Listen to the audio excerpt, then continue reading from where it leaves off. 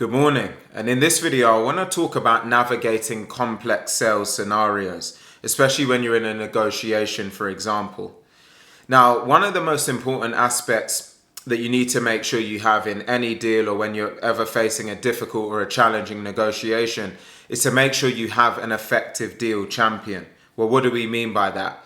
This is someone with influence, with access to power and an ability to take action that you can work collaboratively with to actually ensure that you can continue to move a deal forward, to unblock any potential hurdles that you may face, and ultimately to get a deal to the finish line. And it's something that not enough salespeople spend enough time actually truly understanding and investing in. There's a few stages you really need to be focused on.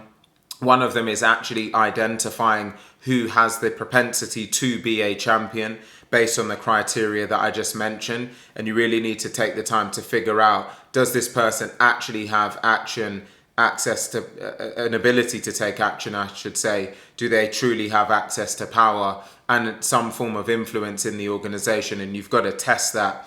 The next component is you've got to build that person. So you've got to educate them and put them in a position where they can be successful, especially when you're not around.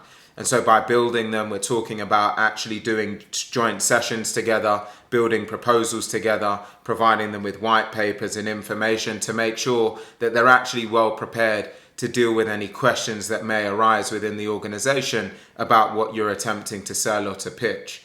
And the third component is you need to test that person.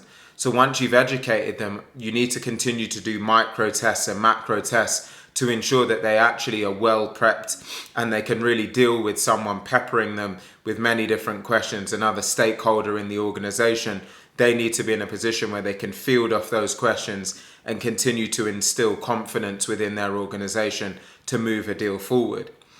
When you're in some form of complex sales scenario and negotiation, again, you also need to be thinking about what I call the war on perceived value. Because to win a deal, really what you're fighting is a battle to make sure that there is more perceived value being seen and observed by the prospect than the cost and the investment required for your particular service or solution.